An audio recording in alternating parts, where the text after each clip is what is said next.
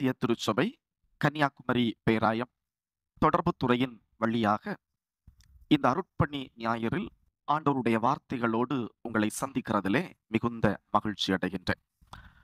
அருட்பணி ஞாயிறாம் இந்நாளில் சிந்திக்கும்படியாக நமக்கு தரப்பட்டிருக்கக்கூடிய சிந்தனை பொருள் mission from everywhere to everywhere. அருட்பணி எல்லா இடங்களிலிருந்தும் எங்கும் என்கிற சிந்தனை நமக்கு தரப்பட்டிருக்கிறது. சிந்தனைக்கு ஆதாரமாக தெரிந்து கொள்ளுகின்ற ஆண்டவருடைய திருவார்த்தை கலாத்தியருடைய திருமுகம் 2வது அதிகாரம் 8வது திருவாக்கினை பொது மொழிபெயர்ப்பிலிருந்து தெரிந்து கொள்ளுவோம். இன்றைக்கு வேகமாக இயங்கிக் கொண்டிருக்கிற உலக சூழ்நிலையிலே மனிதர்கள் தங்களுக்குரியவைகளை பார்ப்பதற்கே நேரமில்லாத ஒரு காலத்திலே வாழ்ந்து கொண்டிருக்கிறார்கள். இதற்கிடையே ஆண்டவருடைய அருட்பணி பற்றிய சிந்தனைகள் முற்றும் சுருங்கி சபை என்கிற ஒரு குறுகிய அமைப்பு எல்லைக்குள்ளாய் ஆராதனைகள் கூடுகைகள் என்கிற சில மணி கணங்களுக்குள்ளாய் அருட்பணி அடக்கமாகி பல ஆண்டுகள் கடந்துவிட்டது. அருட்பணியினுடைய மையங்களாயிருந்த சபைகளும் இன்று கொண்டாட்டத்தினுடைய மையங்களாய் கூடாரங்களாக மாற்றப்பட்டு விட்டன. அதனுடைய ஒரு உதாரணம் தான் கிறிஸ்துவினுடைய உயிர்த்தெழுதலை சபை அறிக்கையிட்ட அந்த காலத்திலிருந்து, அந்த நிலையிலிருந்து கிறிஸ்துவினுடைய உயிர்த்தெழுதலை கொண்டாடுகின்ற ஒரு பரிணாம வளர்ச்சி நம்முடைய விசுவாச அறிக்கையிலும் வந்திருப்பது அதனுடைய நிதர்சனத்தை நமக்கு உணர்த்துகின்றது. அருட்பணி என்பது இன்று நற்செய்தி அறிவித்தலோடும் சபைகளை ஸ்தாபித்தலோடும் ஏழைகளை பராமரித்தலோடும் முற்றுப்படு பெற்றுவிடுகின்ற ஒரு தன்மைக்கு உள்ளாகி இருக்கிறது. இயல்பாய் அருட்பணி வடிவமற்றது, அது வரையறுக்கப்பட முடியாதது. ஏனென்றால் அது கடவுளுடையது. அவர் விரும்புகின்ற இடங்களில் விரும்புகின்ற வடிவங்களில் அவர் வெளிப்படுத்துகின்றார், நிறைவேற்றுகின்றார். அப்படி இருக்க இன்று நாம் தியானிக்கக்கூடிய இந்த பொருள் சில புதிய சிந்தனை திறனை நம்மிடையே தூண்டட்டும் என்று இறைவேண்டலோடு கடவுளுடைய வார்த்தைகளை கவனிப்போம். கலாத்தியர் திருமுகம் கிறிஸ்தவத்தையும் கிறிஸ்தவர்களையும் யூதமயமாக்குகின்ற ஒரு முயற்சியை முறியடிக்க பவுல் அப்போஸ்தலரால் எழுதப்பட்டது என்பதை நாம் அறிந்திருக்கிறோம். அது என்ன யூதமயமாக்கல்? யூதருடைய சமய சடங்குகளை கிறிஸ்தவர்கள், கிறிஸ்துவை ஏற்றுக்கொண்டவர்கள் யூதரல்லாதவர்களாயிருந்தாலும் அவர்கள் அதை கடைபிடித்துத்தான் கிறிஸ்தவர்களாய் இருக்க முடியும். ஆக கிறிஸ்துவை ஏற்றுக்கொண்டவர்களை யூதமயமாக்கித்தான் கிறிஸ்தவர்களாய் பார்க்கின்ற ஒரு சூழல் அன்றிருந்தது. அதன்படி கடவுளுடைய பணியும் கூட யூத மார்க்கத்தின் வழியாகவே, அதுவும் யூதருக்கு மாத்திரமே வெளிப்பட வேண்டும் என்கிற ஒரு குறுகிய பார்வையும் கூட இருந்த ஒரு காலகட்டத்திலே தான் அதற்கு எதிர்வினையாய் தூதுவர் பவுல் ஆண்டவருடைய வார்த்தைகளை தெளிவுபட வெளிப்படுத்துகின்றார். அவர் சொல்லுகின்ற பொழுது கலாத்தியர் 2ஆம் அதிகாரம் 8வது வசனத்திலே இப்படியாய் பொது மொழிபெயர்ப்பிலே கூறப்பட்டிருக்கிறது. ஆம், யூதர்களின் திருத்தூதுவராக செயல்படும் ஆற்றலை பேதுருவுக்கு தந்தவரே, பிற இனத்தாருக்கு திருத்தூதுவராக செயல்படும் ஆற்றலை எனக்கும் தந்தார் என்கிறார். கிறிஸ்துவின் பணிவிடை யூதர் வழியாகவே வெளிப்பட வேண்டும் என்பதற்கு மாற்றான சிந்தனை, அது நிச்சயம் இயலாதது. கடவுள் எவரையும் எங்கிருந்தும் பயன்படுத்துவார் என்கிற சிந்தனையை தெளிவுபடுத்த இந்த கலாத்தியர் திருமுகத்திலே விளைந்து நிற்கின்றார். இந்த திருவாக்கினை தியானம் செய்கிற பொழுது இதிலிருந்து 2 சிந்தனைகளை நாம் சிந்திக்க வேண்டும். முதலாவது, அருட்பணியிலே அப்போஸ்தலத்துவத்தை குறித்து நாம் தியானிக்க வேண்டும். இந்த வசனத்திலே குறிப்பிடப்பட்டிருக்கிற ஒரு வார்த்தை, திருத்தூதுவராய் எங்களை ஆற்றல் படுத்தினார். நாம் பயன்படுத்துகிற மொழிபெயர்ப்பிலே அப்போஸ்தலர் என்று இந்த வார்த்தை பயன்படுத்தப்பட்டிருக்கிறது. அப்போஸ்தல், அப்போஸ்தலோஸ், இந்த வார்த்தைகள் தருகின்ற விளக்கம் அனுப்பப்படுதல் அல்லது அனுப்பப்பட்டவர் என்கிற பொருளை இந்த வார்த்தைகள் தருகிறது. ஆண்டவர் இயேசு கிறிஸ்து தன்னுடைய பணிவிடையை அவர் நிறைவேற்றி கொண்டிருந்த பொழுது ஆண்டவர் அநேக சீடர்களை அவருடைய பணிவிடைக்காய் அனுப்பின நிகழ்வுகளை நாம் விவிலியத்திலே வாசித்திருக்கின்றோம். ஆகவே ஆண்டவர் இயேசு கிறிஸ்துவினுடைய மரணம் உயிர்த்தெழுதலுக்கு பின்பாய் இயேசு தாம் தெரிந்து கொண்டு அனுப்பியவர்கள் மாத்திரமே அப்போஸ்தலர்களாக இருக்க முடியும் என்கிற ஒரு கருத்தியல் அங்கே வலுவுற்றிருந்தது. ஆனால் அந்த நிலையிலிருந்து தூரமாயிருந்தவர், அந்த நிலைமையிலிருந்து தூரமாயிருந்து ஆண்டவருடைய சபையை துன்பப்படுத்தி கொண்டிருந்தவர் பவுல். இந்த பவுல் ஆண்டவரால் சந்திக்கப்பட்டு, நானும் ஆண்டவரால் அழைப்பு பெற்ற, உயிர்த்தெழுந்த ஆண்டவரால் அவருடைய வெளிப்பாட்டினால் தெரிந்து கொள்ளப்பட்ட அப்போஸ்தலன் என்று தன்னை பிரகடனம் செய்கிற பொழுது ஏற்றுக்கொள்வதற்கு எருசலேமில் உள்ள சபை தயாராக இல்லை. ஆனால் ஒவ்வொரு இடங்களிலும் தன்னுடைய அப்போஸ்தலத்துவத்தினையும் தன்னுடைய அழைப்பையும் பவுல் மிக அழகாய், மிக தெளிவாய் தெளிவுபடுத்துகின்றார். இந்த நிறுவத்திலும் ஆரம்பிக்கின்ற பொழுதே முதல் அதிகாரத்தின் 1-2 வசனங்களிலே அதை தெளிவுபடுத்தி விட்டுத்தான் உள்ளாய் அவர் பேச விளைகின்றார். தந்தையாம் கடவுளால் திருத்தூதராய் ஏற்படுத்தப்பட்ட நான் என்று அவருடைய அப்போஸ்தலத்துவத்தினுடைய அங்கீகாரத்தை தெளிவுபடுத்துகின்றார். தொடர்ந்து 7-8 கூட, 8வது வசனங்களிலும் கூட, எப்படி யூதருக்கு ஆண்டவருடைய நற்செய்தியை அறிவிக்க உங்களுக்கு அருட்பணி பொறுப்பு தரப்பட்டிருக்கிறதோ, அப்படியே புறையினத்தவருக்கு அறிவிக்க அந்த அப்போஸ்தலத்துவ பணி எனக்கு தரப்பட்டிருக்கிறது என்று உரிமை கோரி நிற்கக்கூடிய அப்போஸ்தலனை நாம் காண முடியும். அருட்பணியிலே அப்போஸ்தலத்துவத்தை நாம் அடிப்படையாய் சிந்தித்துக் கொண்டிருக்கிறோம். 16ஆம் நூற்றாண்டுகளிலே அன்றைக்கு திருச்சபையில் சீர்திருத்தம் ஏற்பட்டிருந்த அந்த காலகட்டங்களிலே இந்த அனுப்புதல் என்று சொல்லுகின்ற வார்த்தை மிக வலுவாய் சபைகளை ஆக்கிரமித்திருந்த நேரம் அது.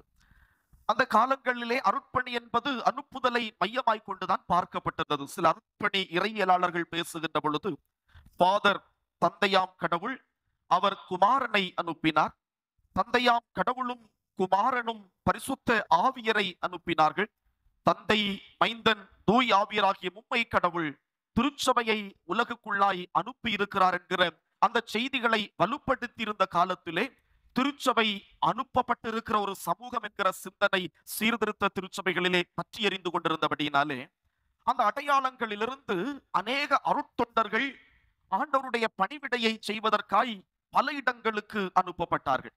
அவர்கள் அவரவர் சபையினுடைய அடையாளங்களோட வந்தார்கள்.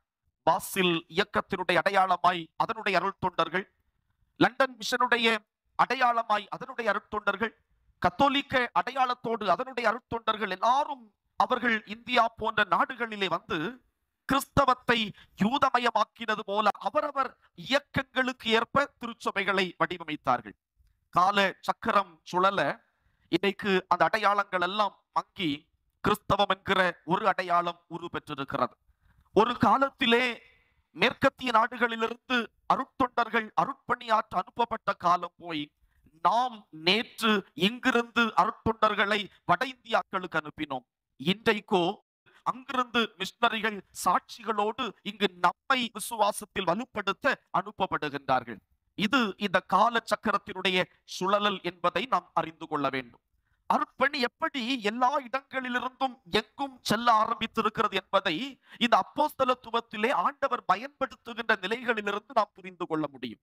எப்படி ஆண்டவர் இயேசு கிறிஸ்துவினால் நேரடியாக அனுப்பப்படாத இந்த பவுல் அப்போஸ்தலன் அப்போஸ்தலத்துவத்தை அவர் ஏற்றுக்கொண்டாரோ பெற்றுக்கொண்டாரோ, அதுபோல இன்றைக்கு நாம் அனுப்பின இடங்களிலிருந்தே நமக்கு நற்செய்தி சொல்லுவதற்கு, நம்மை விசுவாசத்தில் வலுப்படுத்துவதற்கு இன்றைக்கு மிஷனரிகள் வட இந்தியாவிலிருந்து அனுப்பப்பட்டு இங்கே வருகிறார்களோ, இந்த அப்போஸ்தலத்துவம் எல்லா இடங்களிலிருந்தும் எங்கும் அது பரவி இருக்கிறதை இந்த நிலைகள் நமக்கு மிக அழகாய் எடுத்து சொல்லுகிறது.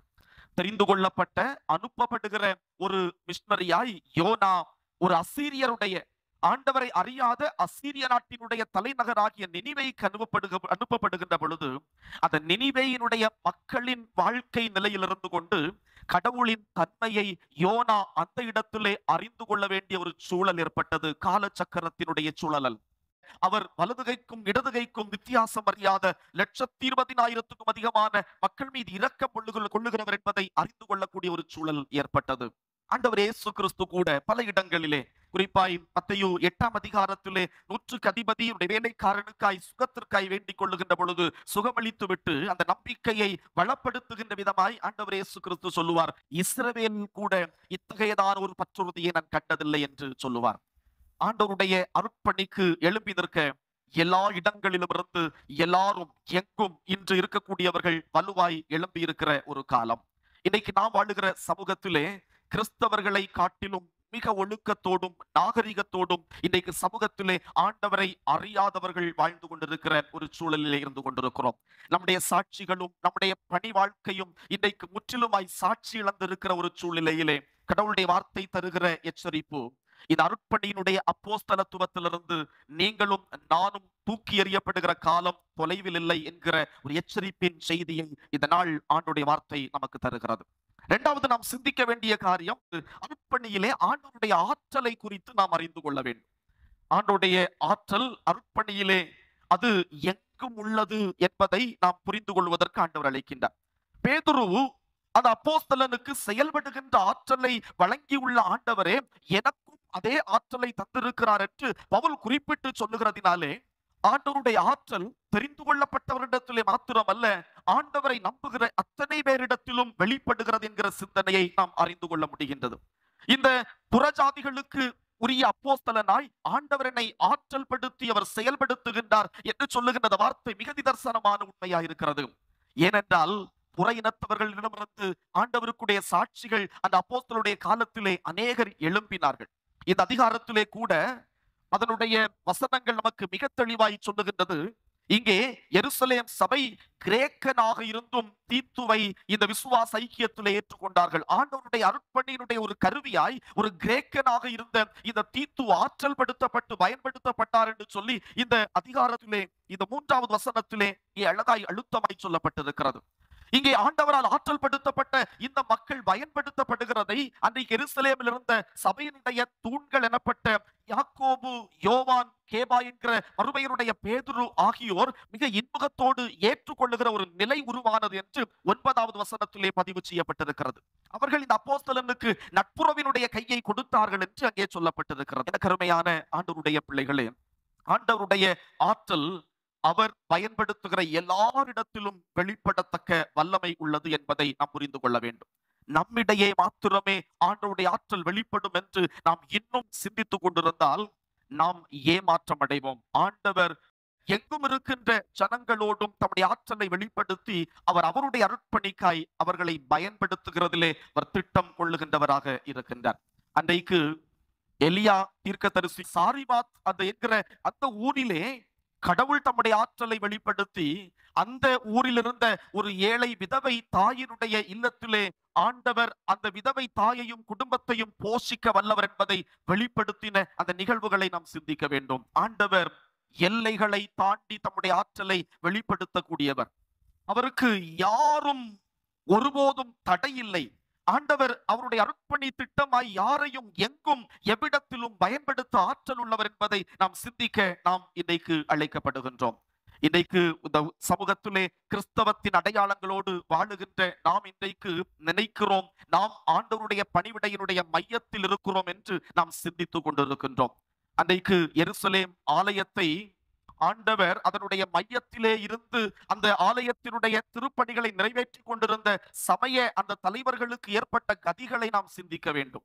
ஆண்டவர் விளிம்பு நிலைகளில் ஒதுக்கப்பட்டவர்களாய் ஓரம் தள்ளப்பட்டிருந்த அந்த ஜனங்களை ஆண்டவர் இன்றைக்கு மையங்களில் இருந்தவர்களை துரத்தி அவர்களை மையங்களுக்கு கொண்டு வந்தார் என்பதை நாம் அறிகின்றோம்.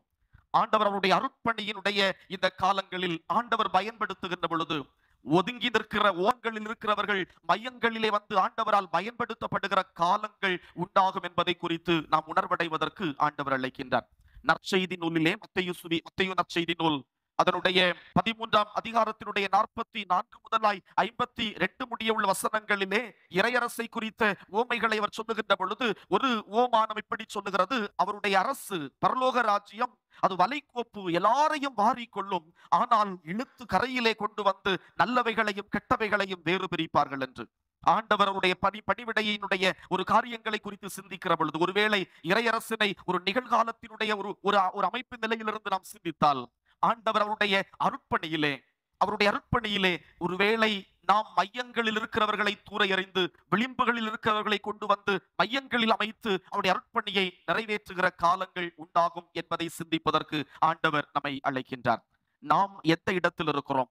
நாம் விளிம்பு நிலையிலிருந்து ஆண்டவருடைய அருட்பணியிலே மையங்களுக்கு வர விரும்புகிறோமா? இல்லை, மையங்களில் இருந்து கொண்டு அவருடைய ஆற்றலால் புறத்தப்பட்டவர்களாய் அந்த அருட்பணியினுடைய மைய நிலையை இழந்து போகக்கூடிய ஒரு நிலையில் இருக்கிறோமா என்பதை சிந்திக்க வேண்டும். ஆண்டவருடைய அருட்பணியினுடைய அந்த அப்போஸ்தலத்துவத்திலே நாம் என்றைக்கும் இருக்கிறதை வாஞ்சிப்போம்.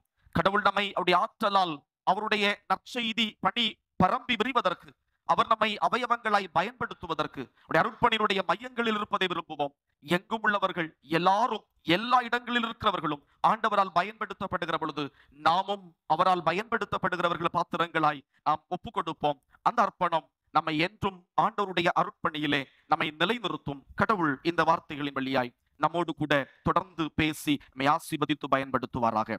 ஆமேன். மன்றாடுவோம். கிருபை உள்ள ஆண்டவரே, உமது அருட்பணியில் எங்கும் உள்ளவர்களை எங்கும் ஆண்டவர் பயன்படுத்துகின்றீர் என்பதை நாங்கள் சிந்திக்கும்படி உதவி செய்திருக்கின்றீர். ஆண்டவர் உம்முடைய அருட்பணியில் அப்போஸ்தலத்துவத்தை அன்றைக்கு தெரிந்து கொள்ளப்பட்டவர்களுக்கே வழங்க வேண்டும் என்று தீர்மானித்திருந்த பொழுது, நானும் ஆண்டவரால் தெரிந்து கொள்ளப்பட்டு அழைக்கப்பட்டவன் என்று அதை சுதந்தரித்து பவுல் அப்போஸ்தலன் பெற்றுக்கொண்டது போல, இன்றைக்கு ஆண்டவர் எங்களுக்கு தருகின்ற இந்த காலங்களில் கடவுளுடைய அப்போஸ்தலத்துவ அருட்பணியின் மையங்களாக நாங்கள் இருக்க ஆண்டவர் எங்களுக்கு தொடர்ந்து உதவி செய்யும். ஆண்டவர் தம்முடைய ஆற்றலால் எங்களை கடவுள் தொடர்ந்து உம்முடைய அருட்பணியில் பயன்படுத்தும். மையங்களில் இருக்கிற நாங்கள் விளிம்பு நிலைகளுக்கு துரத்தப்படுகிற நிலை வராதபடி, ஒருவேளை நாங்கள் விளிம்பு நிலைகளில் இருந்தால் மையங்களுக்கு வந்து உம்மால் பயன்படுத்தப்படுகிற நாங்கள் தெரிந்து கொள்ளப்பட்ட கூட்டத்திலே அமைவதற்கு கடவுள் எங்களுக்கு ஒத்தாசை அருளும் என்று ஜெபிக்கின்றோம். இந்த வசனங்களும் இந்த வார்த்தைகளும் எங்களை தொடர்ந்து என் ஆண்டவருடைய அருட்பணியிலே ஊக்கப்படுத்தட்டும் என்று ஆண்டவரும் இரட்சகரும் ஆகிய இயேசு கிறிஸ்து வழியாய் மன்றாடி கேட்கிறோம் பிதாவே. ஆமேன்.